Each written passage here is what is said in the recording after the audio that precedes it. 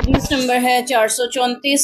एक तवील हदीस जो पढ़ेगी उसमें मफहूम कुछ यूँ है कि हज़रत साद रज़ियल्लाहु अन्हु को हज़रत उमर फ़ारूक रज़ियल्लाहु अन्हु ने कूफा में गवर्नर मुकर्रर किया था। हम इनका पहले भी तारुफ पढ़ चुके हैं हज़रत साद रज़ियल्लाहु अन्हु। तो कूफा के लोगों ने आके शिकायत की, अमीरुल मोमिनीन ये हमें नमाज नहीं सही पढ़ाते। तो उन्होंने दरियाफ़्त किया, हज़रत साद रज़ियल्लाहु अन्हु को बुलाया और उनकी और भी कुछ शिकायत यानी पहुंची। तो नमाज के बारे में उन्होंने बताया कि मैं वैसे ही नमाज पढ़ाता हूँ जैसे नबी पाक सल्लल्लाहु अलैहि वसल्लम पढ़ाते थे, कि पहली 2 रकात को तूल देता हूँ, यानी वो लंबी होती थी, आप उनमें सूरह फातिहा और किरात वगैरह पढ़ते थे। पहली 2 रकतें लंबी होती थी और आखिरी 2 रकतों में सिर्फ सूरह फातिहा ही पढ़ता हूँ। तो मैं तो इनको वैसे ही पढ़ाता हूँ जैसा कि आप सल्लल्लाहु अलैहि वसल्लम पढ़ाते थे, यानी आखिरी रकतें तखफीफ की होती हैं। हाँ, उमर रज़ियल्लाहु फरमाने लगे, मुझे आपकी निस्बत ऐसा ही ख्याल था, ज़ाहिर है आप सहाबी रसूल हैं, नबी पाक की सोहबत हासिल रही है, आप वैसे ही नमाज़ पढ़ाएंगे जैसे नबी पाक को पढ़ाते हुए देखा है। तो मुझे यही गुमान था आपके बारे में। और फिर हज़रत उमर रज़ियल्लाहु अन्हु ने एक शख्स को या एक वफ्द को हज़रत साद रज़ियल्लाहु अन्हु के हमरा कूफा भेजा ताकि कूफा वालों से हज़रत साद रज़ियल्लाहु अन्हु के बारे में पूछें। चुनांचे कोई मस्जिद ऐसी ना छोड़ी जिसमें उन्होंने जाकर हज़रत साद रज़ियल्लाहु अन्हु से ना पूछा हो। दरअसल उस दौर में मस्जिद जो थी तो मसाजिद एक दूसरे से राब्ते का ज़रिया भी थी और पता चलता था, लोग वहाँ जमा होते थे। मीडिया का दौर तो था नहीं कि अखबार में खबर छपी और सब ने पढ़ ली, पता चल गया। तो मस्जिदों से ही सारों के हालात एक दूसरे के बारे में राय वगैरह का पता चलता था। तो इसलिए मस्जिदों में एक एक मस्जिद में ले जाकर उनके बारे में पूछते गए। तमाम लोगों ने उनकी तारीफ़ की, यहाँ तक कि बनी अब्स का एक शख्स खड़ा हुआ और उसने कहा, हज़रत उसामा बिन कतादा रज़ियल्लाहु अन्हु कहते हैं उसकी कुनियत अबू सादा थी, उसने कहा कि जब तुमने हमें कसम दिलाई तो मैं मजबूरन बता देता हूँ कि हज़रत साद रज़ियल्लाहु अन्हु लश्कर के हमरा जिहाद में खुद नहीं जाते। जब कहीं लश्कर जिहाद का भेजना हो ना, खुद नहीं जाते, खुद घर में बैठे रहते हैं और माले गनीमत बराबर तकसीम नहीं करते और इंसाफ भी नहीं करते। 3 इल्ज़ाम लगाए उन्होंने हज़रत साद रज़ियल्लाहु अन्हु पे उस शख्स ने। पहला ये कि जिहाद में नहीं जाते, दूसरा माले गनीमत सही तकसीम नहीं करते और तीसरा आम मामलात में भी इंसाफ कोई नहीं देते किसी को। नाउज़ुबिल्लाह, सहाबी रसूल थे। ये सुनकर हज़रत साद रज़ियल्लाहु अन्हु कहने लगे, मैं तुम्हें 3 बद्दुआएं देता हूँ।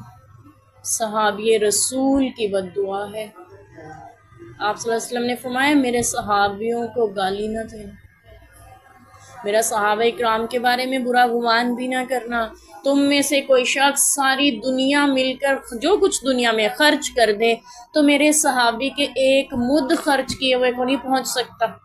ठीक है, सहाबी का दर्जा जो है ये अताई दर्जा है, ये कोई वहबी है, ये दर्जा अल्लाह की अता है, ये कसबी नहीं है। कोई शख्स इबादतें करके ज़्यादा रियाजतें करके सहाबी बन जाए, हो ही नहीं सकता।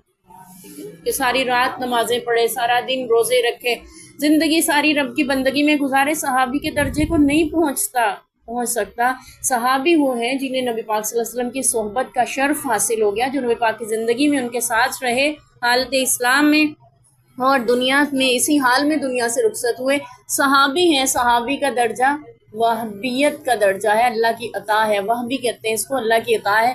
इंसान कोई कमा नहीं सकता, सारी दुनिया मिल के नेकियां करे, सहाबा इकराम के कदमों की धूल को नहीं पहुंच सकती। अब सहाबी पे इल्ज़ाम लगाया ना, तो सहाबी रसूल तड़प उठे और कहने लगे कि मैं तुम्हें 3 बद्दुआएं देता हूँ। अल्लाह, अगर ये बंदा झूठा है और नमूदो नमाइश के लिए इस वक्त खड़ा हुआ है, आपको पता है कुछ लोग सिर्फ मशहूरी के लिए नेक लोगों पे कीचड़ उछालते हैं ताकि खबरों में रहा जा सके, ताकि लोगों में उसकी मशहूरी हो जाए, जानबूझ के ऐसी बात कर देते हैं। तो उसने भी सिर्फ नमूदो नमाइश और अपनी मशहूरी के लिए, ताकि लोग मुझे याद रखें मैं कोई शख्स था जिसने इतने बड़े गवर्नर के खिलाफ जुबान दराजी की थी, तो दुनिया याद रख रही है और उन बद्दुआओं का असर भी देख रही है और क़यामत तक इस शख्स पे लानत होती रहेगी जिसने सहाबी रसूल के बारे में इल्ज़ामात लगाए। तो फरमाते हैं हज़रत साद रज़ियल्लाहु अन्हु, अल्लाह अगर ये झूठा है, नमूदो नमाइश के लिए खड़ा हुआ, तो इसकी उम्र बढ़ा दे, इसे फ़कीरी और में बढ़ा दे, इसको फितनों में मुब्तला कर दे। 3 इल्ज़ाम लगाए, 3 बद्दुआएं हज़रत साद रज़ियल्लाहु अन्हु ने।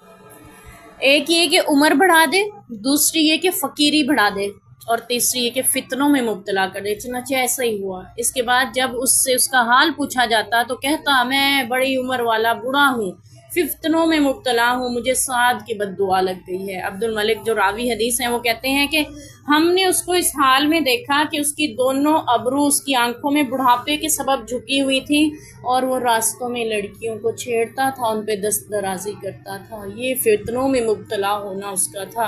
अल्लाह ऐसी आजमाइशों से बचाए। इसको कहते हैं ना, आखिर उम्र में तो बंदा संभल ही जाता है, लेकिन बद्दुआ लग गई हो जिसको, उसे कौन संभाल सकता है। और फिर सहाबी रसूल की बद्दुआ लोगों ने उसको इबरत का निशान बने हुए देखा, और हम भी देख रहे हैं, हदीस में लिखा हुआ कि ऐसे लोगों को अल्लाह दुनिया में भी इबरत का निशान बना देते हैं और क़यामत में भी उनके लिए वईद है जो सहाबा इकराम के बारे में बुरा गुमान रखते हैं या ज़ुबान दराजी करते हैं। अल्लाह ताला हमें हिदायत नसीब फरमाए। जो लोग ऐसे हैं अल्लाह उनको भी हिदायत नसीब फरमाए। जो सहाबा इकराम पे तबर्रुक करते हैं अल्लाह उनको भी हिदायत नसीब करे। यहाँ पे जो इस पूरी हदीस में ज़िक्र है वो हज़रत साद रज़ियल्लाहु अन्हु की नमाज का है, इसलिए इसको इस बाब में ज़िक्र किया गया है कि